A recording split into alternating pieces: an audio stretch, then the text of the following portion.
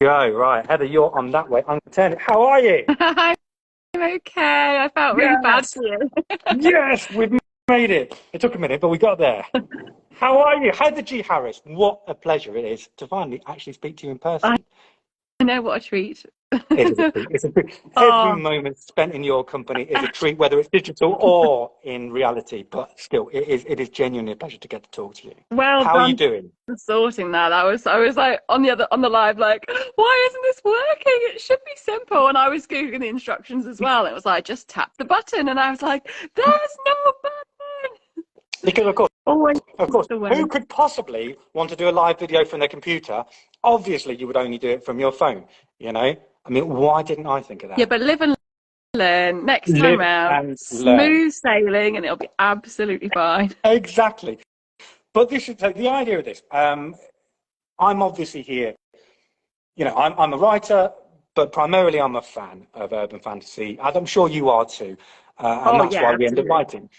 And I liked the idea, 2022 has been a fabulous year, and not least for the discoveries. And I wanted to take the opportunity, because I'm very lucky and I've got to know my top discoveries for 2022. I wanted to present to people my top three discoveries and hopefully let people discover a bit more about them. And of course, 2022 was the year for you where you've really come into your own and arrived to take your rightful place on the throne of urban fantasy.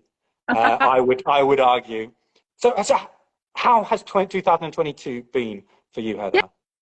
it was a bit of a whirlwind, really. Because I started publishing in 21, but it was only in September. So I released the Glimmer series September, October, November, December. And so at the time, I was quite wrapped up in the rapid release process, and it was Uh-huh. all, I was learning the ropes and trying to kind of find my feet.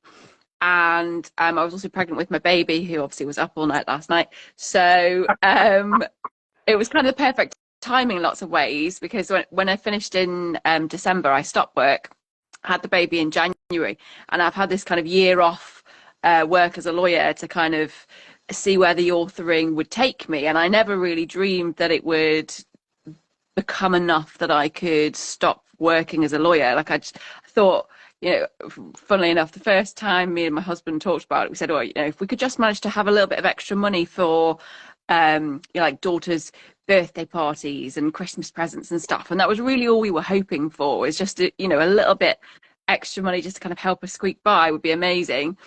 And then kind of 2022 happened, and people just kept, liking my work, and it just kept kind of steamrolling. And people were still, I was getting all these reviews that were 5 star, and my husband was like, you know what, I think you really need to give this a go as a proper job. And I'm blessed because he's so supportive and has I been was this going to whole say, time. what a fabulous husband. Yeah, amazing. Yeah, absolutely. Because it's nerve-wracking as well, taking the dive, because just because I've had one successful year doesn't mean the next year is going to be successful. And we've got mortgages and kids and a young family, Yeah. and you want to have that stability of income, which you don't really get as an author because it yo-yos loads when you have release months and stuff like that.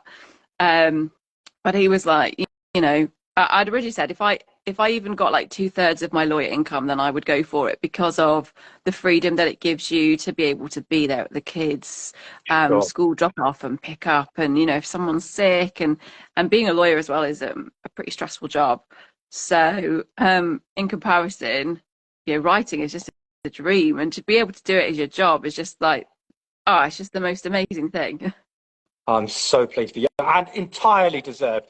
Um, I mean, I find it astounding in that how recently you've really launched your career. I just want to take a moment to say hello to Rosie as well, who's joined us. Hello, Rosie. How you doing?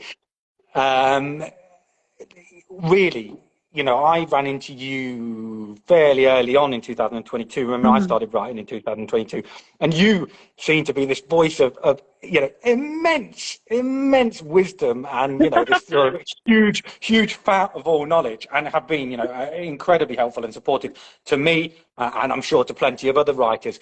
But it's astounding, really, that, when you've only just kind of got yourself grounded in your own career, that you've got that kind of the resources to be able to help other people. But I guess that a part of that comes from the whole kind of experience of juggling a young family and a high pressure career and trying to Absolutely. get your creative urges fixed, so to speak.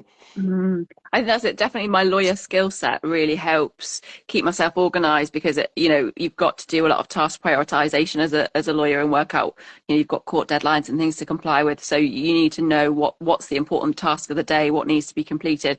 And so when I kind of dived into the self-publishing industry, the first thing I did was obviously gather as much knowledge as I could. So before, although I published obviously in 21, I was probably learning about the self-publishing industry for at least a year prior to that, because I just wanted to give it my best shot. Like I wanted to go into it with the hope that I would be able to become an author if I could. So I wanted to give myself the best chance. So I kind of girded my loins, went in with as much knowledge as possible, did everything by the book, really. I spent a lot of time reading, self-help author books Sure. and that kind of thing to kind of try and maximize my chances at having success. But really, there's such an element of luck as well, because you can just tick every box and do everything, and then if it's not successful, it's just not successful, and sometimes there's nothing that you can do about that. And one of the things that I think helps is having a little bit of money to do professional covers, professional editing, and all of those things are big upfront costs for indie writers. And so I'm kind of really happy now to help. I've got quite a few writer friends, and I'm always happy to kind of help fund those initial costs for people so that they can start doing it in the way that it should be done, so that they can do it. And I was just lucky that my dad did that for me. Like, he'd set aside some money and he said, here, I'll pay for your covers and I'll pay for your editing. And that was kind of the start of it from there. And now hi Cassandra. Sorry. So now I'm just really privileged, as you say, to be able to help other authors. I mean, And I love doing that. I think that's amazing, and it's something that me and my wife have talked about a lot as well. Kind of, should opportunity arise, not just in kind of in authoring, but in other things. I mean, I've come from music, and I'm in a similar situation. I mean, France is very different to the UK in that there are, without getting distracted on that, there are much better schemes that allow people to make a living from being an artist. There's a whole scheme where you pay more tax, but then you get a set wage that the government pays you. So even if you've not got concerts That's coming in or stuff, you amazing. still get away. It's amazing. An intermittent spectacle. So, but we've always said we'd like to do the same thing and help people out, because obviously what happens if we're not careful is that the arts in all of its formats becomes an exclusive club only open to those with Absolutely. money or privilege, or And open to the middle class, it shouldn't be. and it It shouldn't be. shouldn't be like that at all. No, specifically, particularly something like writing, which it should just be open to everyone and give everyone, an equal field. And that's the word I'm looking for. Yeah. Not quite, but an equal I play field. yeah. I think what I've found, because I live in the north of England now, and it is obviously a bit more deprived than kind of the London area where I grew up. Um, and traditional publishing up here is almost, non-existent. Like, it's a lot harder for a northern writer to get a traditional publishing deal. To the point that there's a couple of traditional publishing houses that have just set up in the northwest, designed to help, north of England writers Fabulous. get somewhere. And one of my friends is being represented by an agent there, which is fantastic. Right. But for me, when I was looking into traditional publishing or self-publishing, well, perhaps it's part of the lawyerness in me, but I'm a control freak. And handing over the reins to agents and publishing houses, and it just wasn't something that I wanted to do. I like to be in control of the process. I like having that input with my covers, setting my own publishing schedule.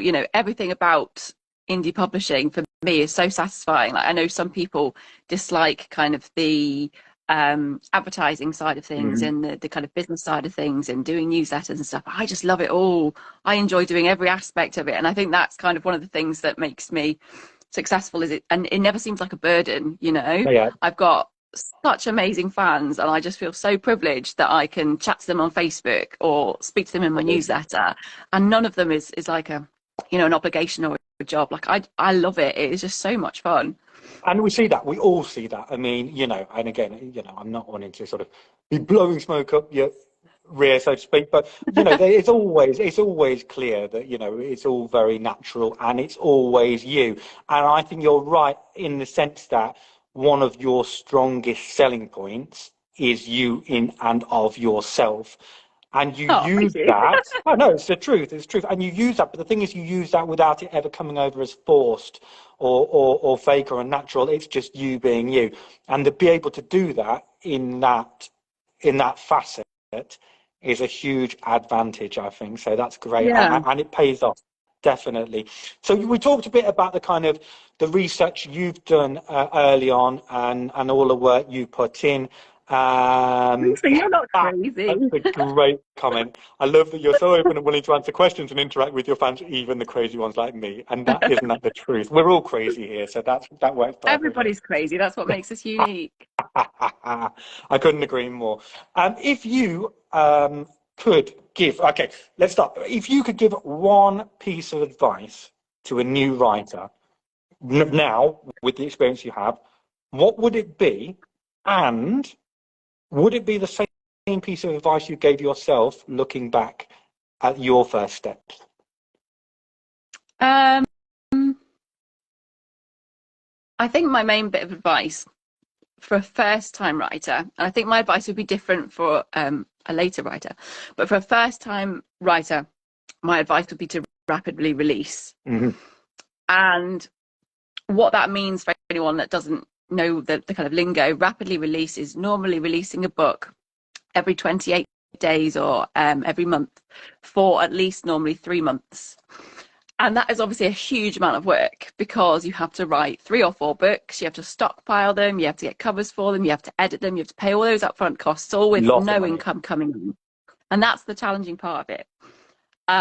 But what it enables you to do is you can have at least 2 books at a time in the new releases categories and Amazon's, and it gives you that visibility and it builds on that success each release, or it did for me anyway. And I've seen a lot of authors kind of use that model successfully at the moment. And it just kind of gives you steam. And once you've done that once, you don't necessarily need to do it again. Plenty of authors, Yeah. once they've kind of established themselves, relax their release schedule and go to kind of a book every 3 or 4 months, or 1 or 2 a year, whatever your writing is like. For me, I enjoy the rapid release process. It's a bit manic. There's like 3 or 4 months where I feel like I'm ahead of sticking and I'm like, but I love it. I love the mania of it, and my fans love it. And I always put a bit of a hook at the end of my stories. So I think my fans would shout at me if I didn't have a rapid release cycle plan. And the other thing for me is I write my books as a total pantser, which means that I make it up as I go along. I don't have a strict plot line that I follow. I just kind of have a vague story in my head, and then I just sit there and I start writing. Blows The my problem with mind. that, Blows my mind. well, the problem with that, as you can imagine, each of my series so far has got an ultimate bad guy. And it's always a mystery until you get to book 3. And the problem is it's a mystery for me until I get to book 3 too, until my subconscious decides who the bad guy is. And so when I rapidly release, I then have the opportunity, because I've held those books back, to go back into book 1 and make sure there's adequate foreshadowing as to who the big bad is going to Are you be. sure? Whereas if I published the other way, the books just wouldn't be as slick. There wouldn't be as many little nest eggs and clues and things like that in there. I'm sure that's disappointing to all my fans because it makes me seem like I'm not half as smart as you thought I was. But I So, love doing it that way around. so you've done that. So what advice would you give to yourself if you were back there now? I think it really would just be, doing the same that I did, which I'm so blessed with. But doing the rapid release, covers to market, Mm-hmm. and that's a really important one as well, because covers. I remember at the time I did a bunch of cover research, and I was showing my husband all these covers in the top 100 for urban fantasy, and they're all the same. And there's Yeah. like a girl on the front with some sort of like magic around her or whatever. And my husband was like, "Oh, but that's so boring. Why don't you do a cover that's, a piece of art. And I said, well, that's not the point of a cover. They need to be able to look at it and know that it's urban fantasy. So I need to hit whatever the market standard is, regardless of the fact that it might then be, you know, a less pretty cover, or a less unique cover. But as long as someone can look at it at a glance and know its genre, then it's doing its job. And it doesn't matter really whether the artwork is substandard, as long as it's a professional job. You know, my first set of covers were very, very basic. They cost $25 each. Wow. Wow. Which was, Ah, yeah, I know. And you can tell that now, I think, you know, looking at it, you can see it's a really basic cover. It's you think got, you know, so? Jane, that's it. Yeah, I, I think I think the so. Glimmer covers look very pro still. Yeah, well, I mean, they were done professionally by Get Covers, who are based in Ukraine. Hmm. But what they do is they have two companies, Mibble Art and Get Covers. And Get Covers is where their kind of cover artists learn the ropes. So you get Right. someone who's training. So you get a cheap deal because they're learning and improving. And then with my pack series, I graduated to the Mibble Art covers, which are, you know, a couple $100, which is obviously a lot more expensive, but you get a good exactly. Cassandra says I'm judging a book by its cover. Exactly, Absolutely. and you absolutely Absolutely. do. And you need to be able to look at it and see that it's the genre that it is. So my Mibble Art covers now are better quality. You know, they've got a background and the character, and there's just a lot more detail and depth to them. But yeah, the first ones did their job, but you could see, I think, that they're basic. But Well, I know we're both members of the 20 books to 50K group, which if anyone is yeah, looking or thinking about writing, I would highly, highly recommend getting on board with, because it's the best resource for new writers, for independent writers out there, I would say. I don't know if you'd agree on that. Um, but every now and then they open it where they sort of let people put something forward and ask why something's not selling. You know, they like, I've got the adverts, I've got everything down, and 90% of the time it's cover not to market or blurb not to market. It's absolutely. amazing how much of a difference they make. Yeah. We're gonna one of my other big discoveries of this year has been Bob McGough, and I'll be doing an interview with Bob not this Sunday but the Sunday after as part of this series. Cool. And he has a podcast I've been listening to called Books, Beards, and Booze, something order on those, with a couple of his friends. And he was saying how his covers, which are beautiful, and they caught my eye the moment I saw them. I love his covers. But he's saying they really work for him in the Fans of Urban Fantasy group on Mm, Facebook because they're yeah, different and unique and beautiful, but they but don't that's not help genre him. perfect. They're Yeah, not to they're not to market, and they don't help him then outside of that very small niche market. When people are yeah, looking, they don't instantly click that it is urban fantasy, and it yeah, probably costs him sales. yeah. I agree with that because I saw his covers. They are beautiful. They look great, but they don't instantly Absolutely. say urban fantasy. No, And and that's the problem. Sometimes you've got to tell yourself, right, business head on. This needs to say UF and nothing more and nothing less. It just needs to say genre, rather than it exactly. being a perfect work of art. The perfect work of art we can have on our websites and we can sell them as, you know, nice little bits and pieces. But actually, for the covers, all you want is genre. Exactly so. And the art, hopefully, is what's inside. You know, that's what Yes, we're getting exactly. people You to can look at capture the people. inside. That front cover doesn't represent us. It's just to catch people and get their interest and say this fits into this market. Which brings me to the next question. So you talked already, and I wasn't sure if you'd bring it up, so I wasn't going to unless you did. But you talked already about being a pantser Yeah. and about making it up as you go along. So a question I had with that is, I think you're very to market. You're very on it with tropes, like Mhm. there are, you know, the reluctant chosen one, or enemies to lovers, or whatever it is. So my question is that just instinctive? Does that just come when you write, or do you work it in? Is it planned in there, or do you find it just flows out with the pantsing? No, it's just instinctive, sorry. Wow.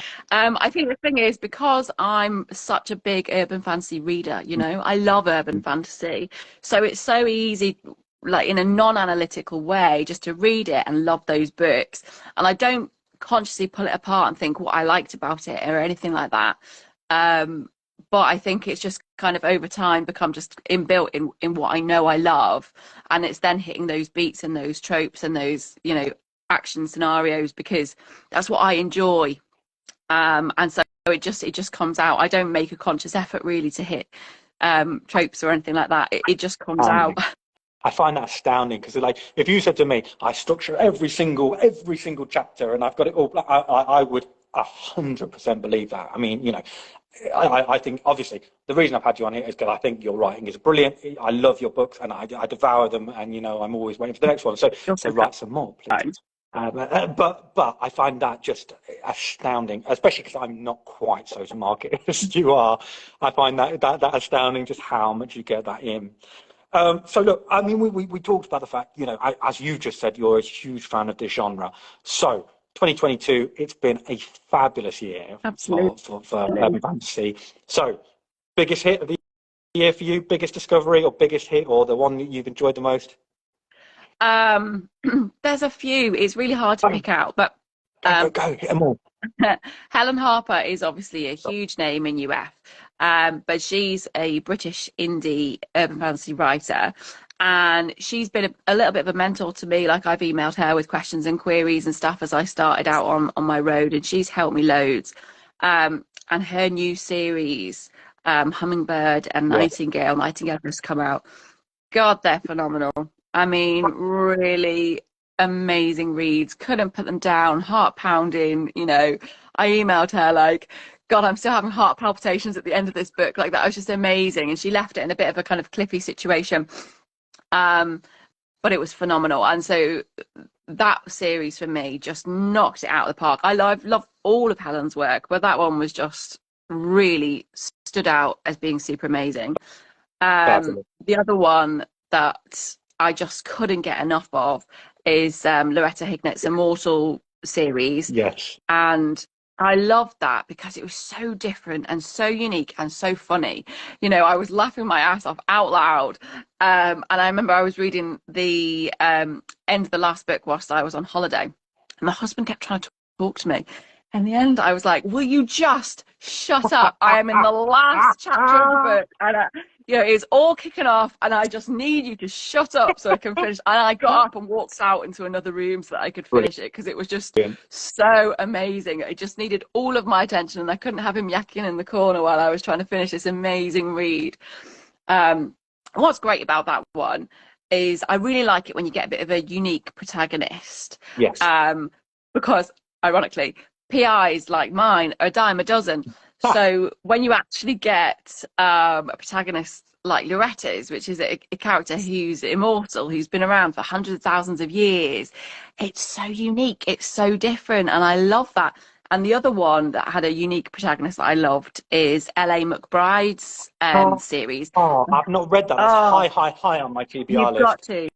You've got to. The main character is a seamstress. She runs her own costume shop, and it's just so Right. different, and I just love it. And it threw me in straight away. It was one of those ones. I was having a bit of a book slump. You've picked up a few books and Yeah. just really struggled to get into things, and it was just like nothing was really hitting the mark for me, and I was getting really frustrated. And I picked up Lisa McBride's book, and I was just transported, sold. And it was another one, it was funny, action packed, unique, and it just hits everything for me when a book's like that, and I just feel you just can't put it down. Well, I get um the feeling that might be one of my big discoveries 2023, definitely. I mean, you're gonna love it.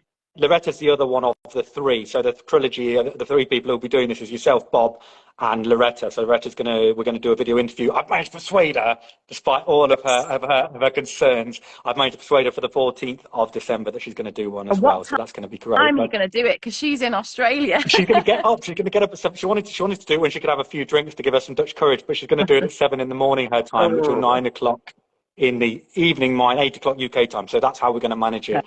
So she's going to be sober, bless her.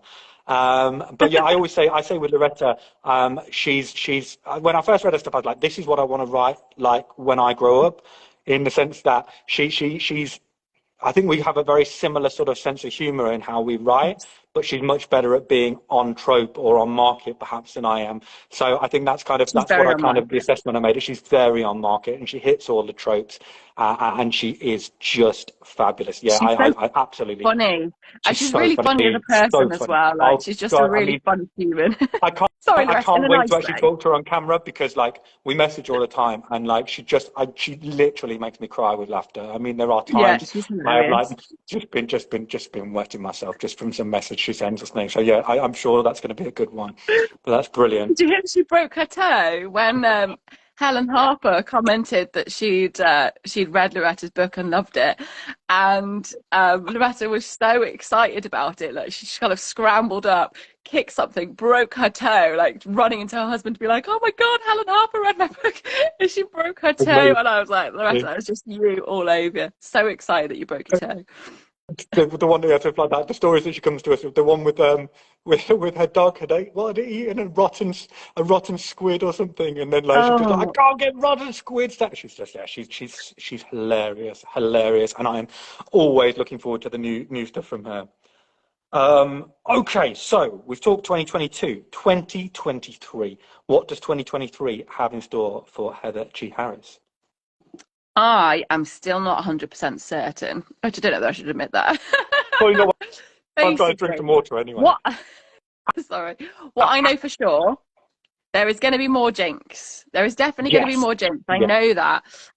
Everybody's been asking for more Jinx, and I've had a rough idea floating in my head, so I'm keen to sit down and start doing that. And I've just now written a Christmas novella, which I'm going to be giving to all of my newsletter subscribers for free. Sweet. So that's going to come out after it's been through my editor, so in maybe 2-3 weeks, around Christmas time. Nice little present for Perfect. everybody.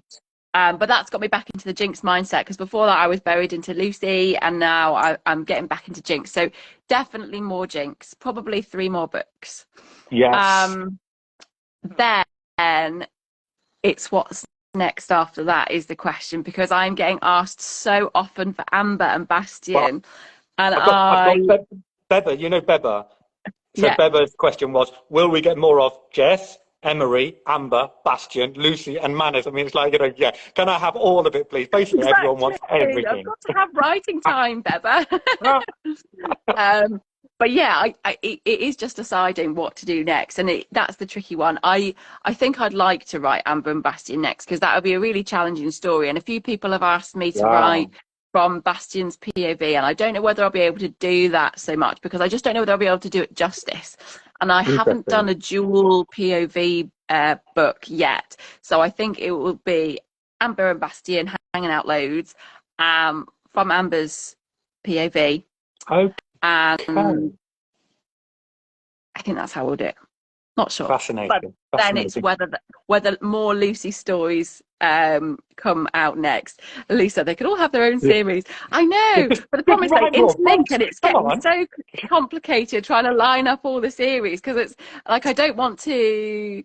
Like Jinx and Lucy are obviously best friends, so their lives are intertwined. So Mhm. sometimes I'm going to have, conversations with Jinx and Lucy, which will then hint as to what's going to happen in Lucy's stories. So I kind of need to know what's going to happen in Lucy's stories. Sandra, you cannot leave Lucy alone with that book. Okay, promise, I will write more Lucy. Everybody's telling me, and the reason why I said I wasn't sure about more Lucy was just because when you've had a successful first series and everybody loved Jinx, spin-off characters don't always do well. And I didn't want to kind of put myself into this hole where I'd agreed that I would do X amount of Lucy books. Um, Lisa, I'm great with spreadsheets. Thank you. Yeah, so Voluntary PAs. yeah, I do need a PA, Lisa. But yeah, so I just didn't want to back myself into a hole saying I would definitely do more Lucy, because if it was a complete flop, then I'm not going to spend loads more time writing Lucy stories just for those select few of fans that like it. If nobody else likes it, the hardcore Spoiler, fans have already said they'll have my shopping list, it so which is wasn't lovely. it But wasn't a flop. Spoiler. no, it's not been a flop, which is amazing. It's been a great success. Everybody's I'm very pleased of. what's funny is some people prefer Lucy and some people prefer Jinx. Like a few of my people who really like Jinx messaged and said, "Yeah, I really can't get on with Lucy. Really? She's just, yeah." Someone said that Cassandra. So I was like, you need a PA.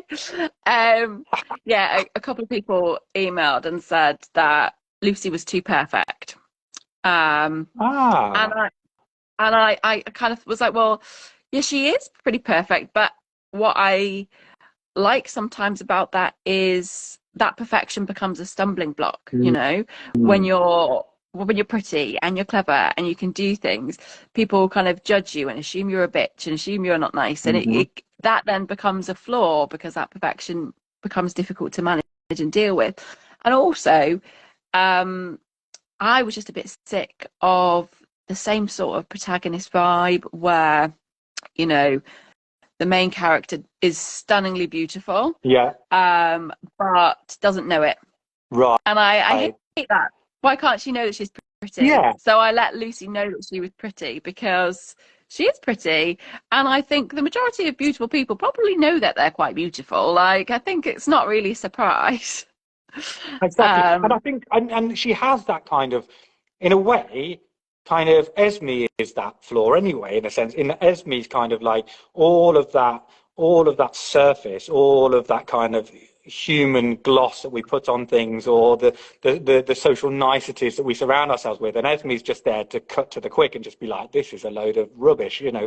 Well, let's just go and hunt them down like let's rabbits, just you rip know. out their throat. Yeah. Exactly, exactly. Yeah. Which is what makes it an interesting balance. I find that fascinating because I never, you know, I'm not particularly good with, you know, surprise if you read any of my stuff. I like morally grey, flawed characters. You know what I mean? There's no real Yeah. surprise in there. But I didn't find it annoying. I didn't find any of the characters annoying in the way that I can sometimes with exactly with that kind of, oh, I'm so pretty, but no, I can't accept it about myself, you know, Mm. kind of, Yeah. yeah. So yeah, Someone said that fascinating. she was a bit too much of a Mary Sue.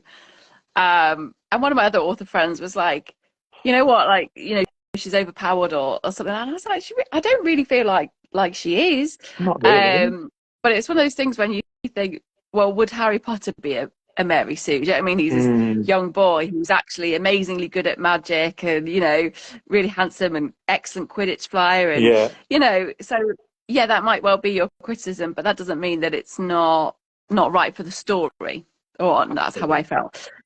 Somebody else emailed me saying that Esme sounded like she was rabid. She was rabid. Yeah.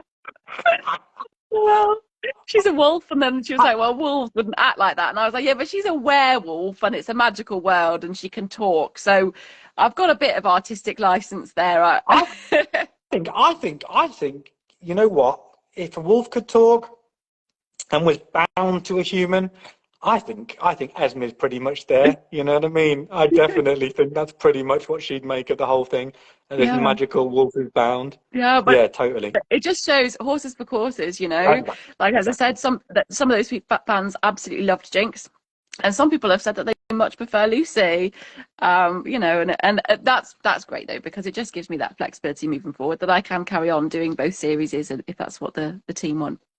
And Bastion and Amber And and Bastion, yes, Amber and Bastion, absolutely. ah. Okay. Okay.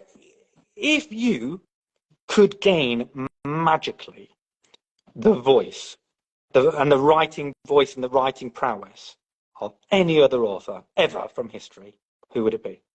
Helen Harper. Didn't even have to Wow. hesitate with that one. Don't even have to Oh, hesitate. no, I mean, I was reading this book, Nightingale, just a couple of days ago, and I was just reading it, and I was just so bowled over by how effortless the prose is. I mean, she's a pro. She's been doing it 20 years odd, you know, and she's a fantastic writer. But I was just reading it, and I was just in such awe of it, and I just thought, if I could just get this good, you know, then I'd be chuffed. Jinx and Lucy, who are they? Emery, Bastian, and Greg. I've Oh, Rosie, you've got to read Helen Harper. She's amazing. read quite a. I've read lots of her stuff. I haven't read the latest series.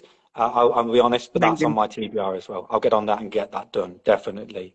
Um, I'll tell you what, we had a load of quite interesting industry questions from Mardy Lowe. So just to make sure, because I know that at some point your baby may wake up and we may have to sing. So I want to make sure we get the questions asked that people have That's asked. fine. So she said, is there much or any market pressure to target US readers with US word choices, spellings, or settings? Yeah, that's an interesting question, and I did have a good think about it at the time. Because if I was traditionally publishing, yes, I think Mm, that would be the reality. So a couple of my friends who are traditionally publishing, and they'd written, like I have, British books written by British authors set in Britain, and then they were still told to Americanize the really language and the spelling. Yeah, fascinating. yeah. But for me, because I'm indie pub, I can do what I like, and I wanted to keep it British because I'm Mm, British. It's set in England. You know, it just makes sense to me. It's really illogical to use American spellings and stuff. Occasionally, I get PMs from people telling me that I've spelled X, Y, and Z wrong, and I haven't. I've just yeah, spelt them the Brit way. Um, but it's not really a problem. And anytime, someone PMs that, I just reply saying, "Oh, actually, I'm British, and that's our spelling." And then it's always, "Oh, okay, that's fine." It's never been a problem. Nobody, you can get in trouble sometimes on Amazon for if your book has spelling errors in it, yeah. and if someone reports a spelling error, then that's where you can get in hot water. Um, so I've never had that, which I'm grateful for. Nobody's ever gone, "Oh, that's spelt wrong." But I think it's fairly clear, my about me section, it says that I'm Mm, British. mm. Um, the books are obviously set in the UK. So, oh, someone's at my front door. Sorry, hang on a That's second. all right. Go, go, go. Let me That's just have a okay. look. Oh, it's an Amazon package. Go. So, We I can't miss mean, our Amazon Christmas, packages. Christmas presents, guys. You can These tell are the it's like, important things. These are the important yeah, I bits. know, exactly. Yeah, exactly. Thank you very much. You're live on Facebook. It's for me as well. So I've got it. Right, sorry. No, I mean, it's an interesting Rose, one. please don't write it down. I just had this question actually. I just had this conversation with my editor because obviously my books are based in France rather than the UK. But Yep, and I said to her, look, do you think we should Americanize it because it's not? But it's full of linguistically British things, exactly. and It's actually she was like, intuitive no, for you. keep it, be you, be yourself. But I will put a disclaimer at the front of the start of my book that says, exactly, I am English, this is English spellings, etc. Definitely. But please drop me an email. Please don't report me to Amazon. Please drop me Oh, an I email know. if you think I But as I spelled say, something wrong. I've never had a reporting issue or anything like that. Um, so I don't think it's as problematic as as sometimes we're worried about. But Mhm. I did think about it and I did consider it, and I do know from traditional publishing side what they would do. But the indie way, no. Right. Good. She also asked, how are your books selling in the smaller countries, and are Facebook or online communities good enough marketing tools in those regions? So my main market is definitely the US. Hmm. Um, the secondary ones are obviously other English speaking ones like Canada and Australia and obviously the UK. Yeah. But mostly it's say like 60% US and then 18% UK and then 7% Australia and 5% Canada, that sort of thing. Okay. And then the rest of it is made up of dribs and drabs. And I sell in Germany and I sell in Japan and I sell in France and I sell, it is surprising to kind of, to know that you're all over the world. It's kind of a bit crazy. Obviously I only get like a handful of sales say in Japan, but I just love that someone there is reading my book. That's cool. Absolutely, absolutely. No, I have this with the album. When it's on Spotify, and you can see where people are listening to it, and someone's listening to you in Uzbekistan or something. You're like, this is amazing. This is such a great Yeah. feeling. So, yeah, that's awesome.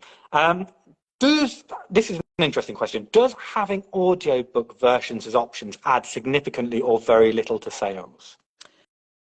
Um, it doesn't add significantly, but what I like about it is it makes your writing just so much more accessible. Because I'm in Kindle Unlimited, that means I have to be exclusive to Amazon. So that means that I can't be anywhere else. I can't be in Kobo and I can't be in Nook. And then you are restricting your audiences then. With the audio, I can go wide. So that means that they can go to Kobo and Nook and all the other different platforms. So I feel like at least somehow you can access my work, whether it's not actually through the ebook, but the paperbacks are wide, the audiobooks are wide. So you can get to my work if, you know, Amazon isn't your preferred method to get your novels.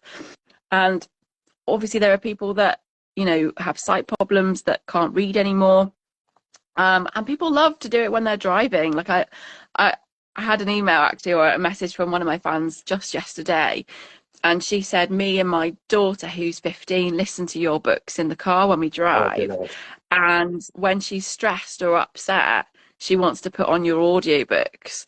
And we get in the car and we go for a drive. And I just think that is just the most amazing Wow. thing. And I love that. Like, I love the thought out there. Not that I'm not happy that there's an upset teen out there, but I love the fact that there's someone out there who's taking that comfort and it's giving her that lift that she needs, you know, a laugh, you know, just 20 minutes That's, of that's escapism in the magic. car. That's just That's amazing. magic. Yeah, Really it incredible. is. Wow. So it's worth it.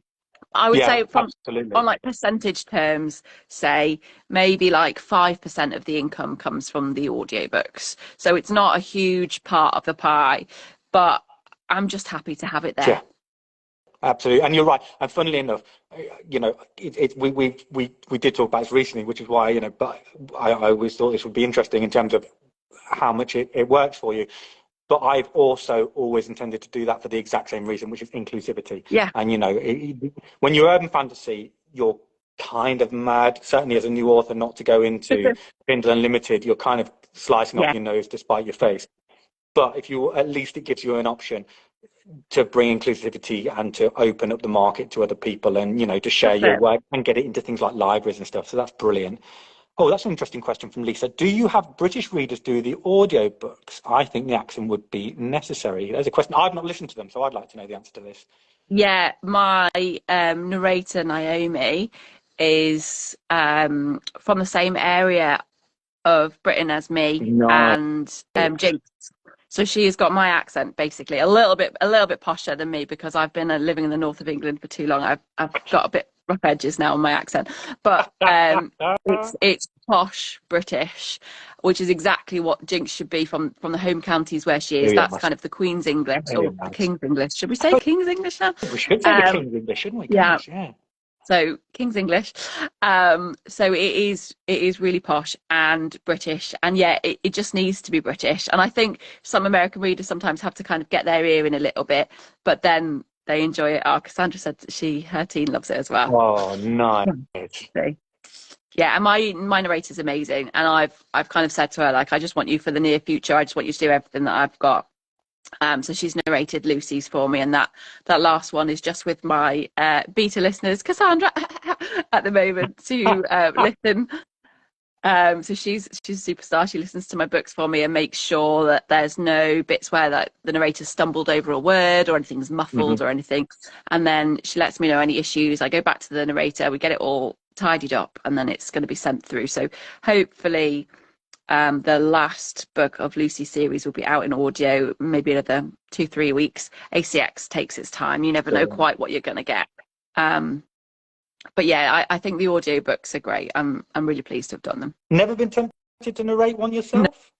no, Simple answer. No. no, But yeah, I mean, I'm you're a just not good confident enough. speaker. You're confident, and you're not been tempted. No, I mean, my narrator is thank you, Cassandra. My narrator is a professional dialect coach and actress Sure, in sure, America, and she's sure. got a recording studio and she's got an editor, and like the whole thing is just, you know, a seamless production, and then the end result is a great audiobook that I'm really proud of. So if I did it myself, you know, I wouldn't be sure if I'd overact it or, you know, Mhm. she does such a great job. If it ain't broke, don't Yeah, fix it. you're right. I can't argue for 1 second on that. So here's another one. So, I mean, God bless Mardy Lowe. She gave us an absolute ton of very interesting questions. Do reader reviews really help? Do you notice an upswing in sales when a prominent person favorably reviews your books? I don't think I've ever really had a prominent person favorably review. Oh, apart from Todd McCaffrey. Did you see my post about that? That's, Todd oh, McCaffrey said that he wow. liked my book, so that was really exciting. Wow. um, but apart from that, the importance of the reviews is just the social proof. And when Mhm. people come to a book on Amazon, if there's only kind of a handful of reviews, 50 reviews, 100 reviews, people just assume that it's a new book just starting out. And if they kind of checked in and saw that it had been released 6 years and it's only acquired 100 reviews, then people kind of go, oh, Mhm. it's not done Mhm. too well. Whereas when you launch it, I'm very organized with my book launches. I have an advanced reader team, about 100 people or so who are there to read and review, so that day one the ebook's launched, and it's normally got about 50 reviews on there day one, Okay. and that just helps. If someone's on the fence about giving it a try or not, having positive reviews on there already, 50 plus on launch day, then yeah, it will make a difference, and they'll give it a go, and then it snowballs really from there. So I think I've already kind of got, yes, Rosie, reviews are important. Arc team, arc Yeah. team. Um, I think already the pack books have each kind of got about 800 odd Wow. uh, reviews, and they've only been out a couple of months. Well, the other thing, of course, with it as well is that I think I was reading something about online marketing, he says, but that people need to see you or engage with something 5 times or 6 times before it sticks. So every Yeah, time, when a release day, every time, like that's why I always put release day reviews I know up you're in the amazing. main forums. Thank you, thank you. But it's because of this idea that they'll see your post, it flashes up on their Amazon list, and it's just that extra prompt. Does the fact that I've done that directly bring you a sale? No, it doesn't. But for those It probably people does. who were probably would buying, well, but it's those people who were probably would buy, but maybe aren't thinking about it. It might just they probably always would buy, but it might just push them to do it on that early release day, on that and that immediacy, which might again boost that visibility and help it promulgate more widely. You've missed it. Lisa's offered to be a proofreader here Oh, for you for free. wow. Thanks, Wow. Lisa. I will be happily taking you up on that, Lisa. Send me a message on that, please. I would love that. That would be amazing. I am about to start building my ARC team up, my advanced readers team, Good. for the first book coming out in May. So yeah, people, please don't hesitate to send me a message if you'd like to get on board for that. There you go. A little bit of plugging myself. Sorry. I'm not really. Ah, We're not go here for for me. it. We're here for you, Heather. But it's always interesting. And the last question from Mardy. How is your new writing space working out? And is Sierra still your writing buddy? The writing space is great. I'm loving it to go in there and write. Right now, I'm in my other, in the actual house today, just because before I was all set up in my writing space to do my life on there, and the internet was just flaking out on me, which isn't a normal thing. But normally it's really good. But the good thing about it is it's going into a space which is designed just for me to write. There's no distractions. There's nothing else there. There's no dishes to be done. There's no laundry sitting there looking at me. There's not a dirty table and dishes. It is just clean and clear and ready for me to go. And it's just a writing space. So quite often if I do advertising or my newsletters or something, I don't mind being somewhere in the house for that. But when I'm in a writing phase, I love to be in my writing shed in the garden, and I just can sit down and focus. And the kids know generally they're not allowed to come and bother me when I'm in the writing space. So that's good. And it just means that I at least get a couple of hours straight of writing time. And it just makes the world a difference. Just having that Perfect. space is fantastic. Brilliant. Brilliant. That is awesome. That's awesome. Yeah, I think I need to. The boundaries. I think that's the thing when you're working from home, setting up boundaries and spaces, and so that people can differentiate between, this is me as mom or dad or whatever it is, and this is me working, is really, really important and really interesting. There was something quite interesting that someone said back there I'm just going to pull this back up. Yeah, Rosemarie, who's in France as well. Hey, Rose, how you doing? She said she buys purely on the blurb for the book, so it has to grab me. So yeah, that's just because obviously we've sort of touched on some advice for writers, and we talked about the cover. The blurb is really, really important as well, isn't it? Absolutely. But interestingly, I've had I've got Challenge of the Court up for pre-order at the moment, which is obviously going to be the next Jinx and Emery book. And in true style, it just says blurb to follow because I haven't written the book yet, so I don't know what the story's going to be. How can I blurb a story that I've not even written yet? So, and I've already got, say, 250 pre-orders from you. Some humans who've just gone, do you know what? Heather's story's always cracking. I'll just buy it, and Amazing. I find that so amazing, and I'm so grateful for that. Like, how amazing is that? Some people just trust me. Heather will do a good story. We don't know what it's going to be about yet, but I'll buy it anyway. Me, I trust you. If I wasn't part of your advanced reader team, I'd already have it pre-ordered. You know what I mean? So Thank there's you. no question on that. Thank you, Lisa. I know, so she's enjoyed the interview and said I'm a great interviewer too. That's extremely kind of you, Lisa. Thank you very much. We're not quite done. We've got a couple more. If you've got time, how are you doing for time, Heather? Your baby's not. What time are we I on? did. You know what? I haven't got a clue. It's whipping by. I think where I can't. Don't know if I can actually see it. I can't actually find out. Let me just fire up my computer. It's leaning on. It's at 4 o'clock, 3 o'clock your time. How long Three before your o'clock. baby wakes up? Yes, he is already awake. Let me just check with husband if he's okay to do the school run. 1 second, and then I can carry Okay. on. We've only got Are two you or going to three do more the school questions. run? I mean, it depends how you are for time. Okay, we've got a plan. We've got a plan. Yeah, I've got about 15 more minutes. I'll go get Perfect. child 2 from preschool. He's going to get child 1 from school now. Perfect. Well, because there's a couple more things. I mean, we've kind of touched on the things to go, and we've touched on some of the industry stuff there, which is lovely. And I think it's, one of the things that people have been saying is it's awesome to get this opportunity to sort of see people and find out some new stuff about them. And I think there's one thing I'd like to talk about, which is, sorry, my cat looked like she was about to come and attack me, but no, she's just keeping herself entertained. I think to do what we do now comes from a deep love of stories as a Mm. child. I think there Yeah. has to be that kind of connection. So, what book inspired you the most as a child? And outside of that, the one that most inspired you, is there one that lingered with you and that gave you that kind of belief in magic that meant that you held on to that love or that belief in the fantastical longer?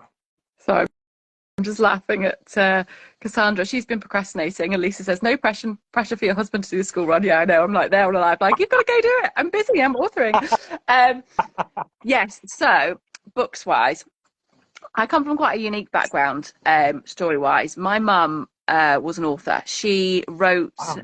our whole lives.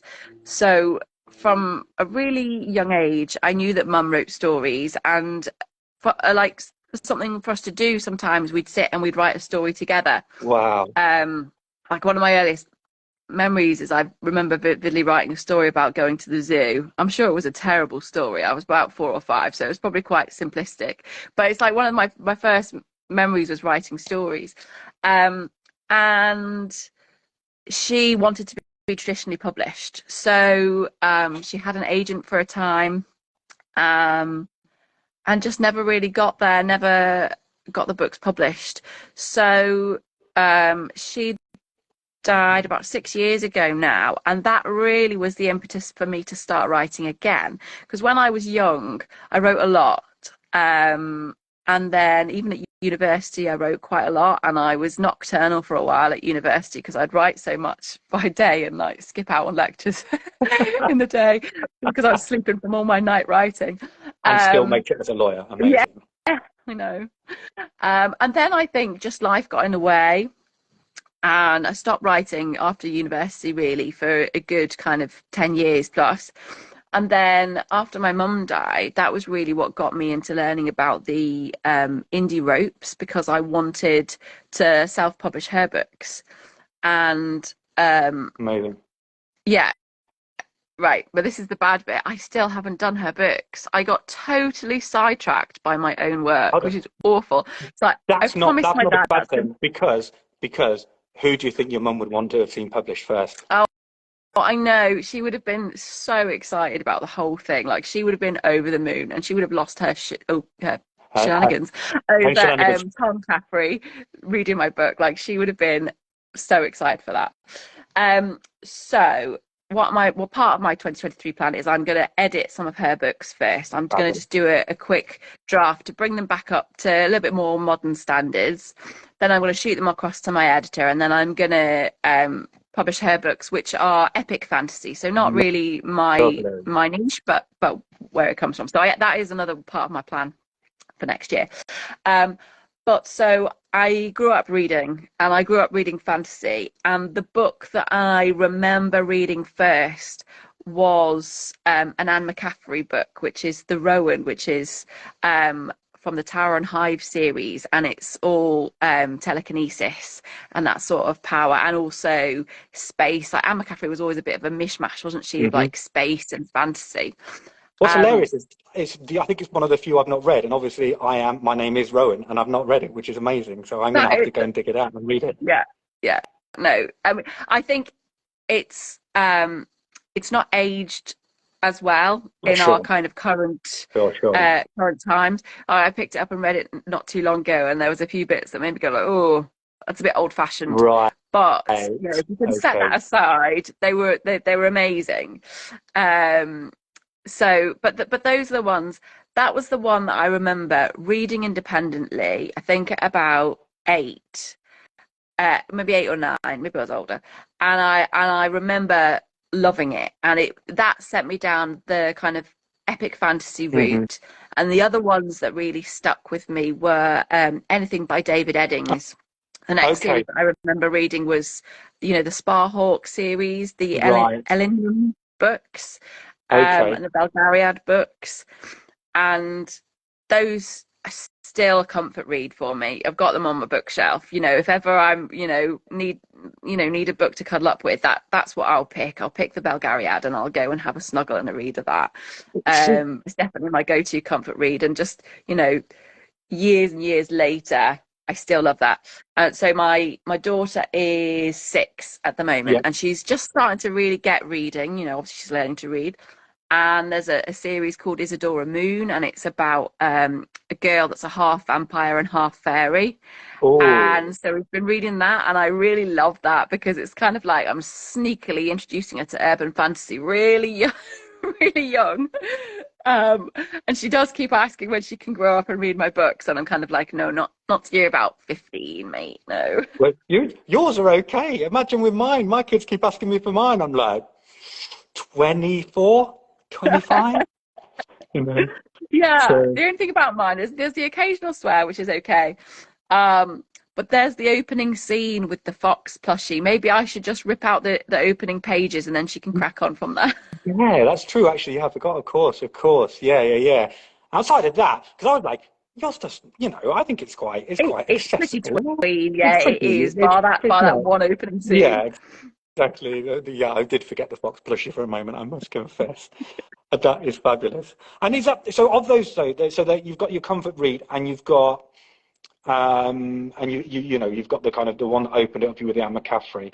Is there anything that lingers with you in terms of like it marked you? I don't know, like the ones that made you hold on to the magic. Is there anything like that? Or you know what I mean? Is it clear? So, for example, I'll give you my one. So my one, I don't know if you know the Borrowables by Michael de la Ribeyette. No. It's a big influence on China Mayville as well. He did they republished them not long back, and China Mayville did the introduction to them. And it's about these kids who run off, basically kids who come from tough homes, which I didn't at all. I had a home full of love, and it was wonderful. But kids who come from tough homes are basically one morning they wake up and their ears have gone pointed, and Yeah. they run off to London, and they stay kids forever. But there's like these and they're like in these mad kind of like tribal gangs. But Amazing. there's like the police will try and hunt them down, and if they chop the ends of their ears off, they forget and they start growing again. I mean, it's quite Oh, dark, like, and it's they urban just fantasy so good though. basically. Yeah, They're yeah. brilliant. They're brilliant. But I very clearly remember being in the car one day. I obviously had it with me, one of the books, and just bursting into tears because I realised I was never going to be a Borrable.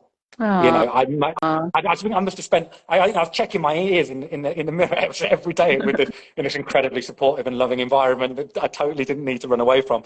But you know, I was looking all the time, and there was that moment. Bye, Rosie. Thank you very much.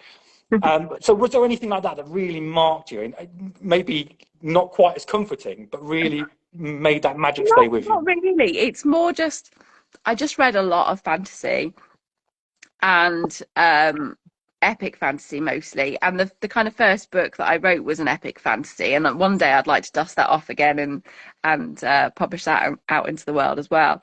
But it wasn't really a book, I don't think, so much as my mum's influence, you know, just Sure. that she kind of constantly kept the magic alive and the love of writing and that creativity and you know, that side of things. And she wrote and read epic fantasy and sci-fi as well. So I kind of grew up just reading those, and it was just very formative because you know I just always remember, you know, like a birthday, that'd be what I'd get. I'd get, you know, Terry Goodkind's, you know, book or something series to read through, and you know, and that they were, you know, as you say, like a lovely piece of escapism that just, you know, I've never lost that love of that. You know, it's always just been a wonderful thing. Fabulous, fabulous. Well, look, I know we're running out of time. I'm going to finish on one. You know me, you know from the posts that we do, just in the various writers groups we're in and stuff. I love a bad joke. I love a bad joke. I love a play on words, and I love anything like that. Dad jokes are my specialty. I knew I was Dad getting there jokes in are French when I really, could make yeah. my own dad jokes in French. So that's when I knew that I was getting there with the language. So, and I know because every time I get your newsletters, you know, it's the setup and the punchline with the title. So come on, what is your best or your worst dad joke? Hit me with it. Oh God, you're putting me under I pressure am. now. This Um, is where it really, really counts. oh, I really liked the one that made me laugh most, which is a really terrible joke. Good. Is I went to the zoo the other day and it was full of dogs. It was a Shih Tzu. I think Ah, that's like because I love dogs as brilliant, well. So it's brilliant. just my love of humor and then dogs mixed into one. Perfect, perfect. That was awesome. Heather, it has been a pleasure, a delight, an honor to have you up on this and for us to have this conversation. Thank Oh, you so much for thanks making the for time. having us. You know, it was a lovely chat. It's been really nice, and so excited. Yeah, it's been lovely, and thanks everybody for coming and joining and Absolutely. watching us just yak on for like an hour plus. But you know, it's been lovely as always. I knew it'd be nice and relaxed chat with you, Chris. It's been lovely. Thank you so Thanks much. to you. Thanks to you all, guys. Just to say, no, let me get this right. The 11th, so Sunday the 11th, I'll be doing a chat. I've got to fix a time, but I'll be doing a chat with Bob McGough, so the author of the Jubal County, the Redemption of Howard March series. And on the 14th of December, which is a Wednesday at 8 o'clock UK time, 9 o'clock French time, I'll work out the rest and post it time. I will be doing a chat with Loretta Hignett, author of the Immortal series and the Vengeance Demon series, the Imogen Grey series. She's just amazing. And as is Bob, as is Heather, my three main discoveries of 2022. Heather, thank you again, and looking forward to doing this again in the future. Thanks very much, guys. Bye. Bye.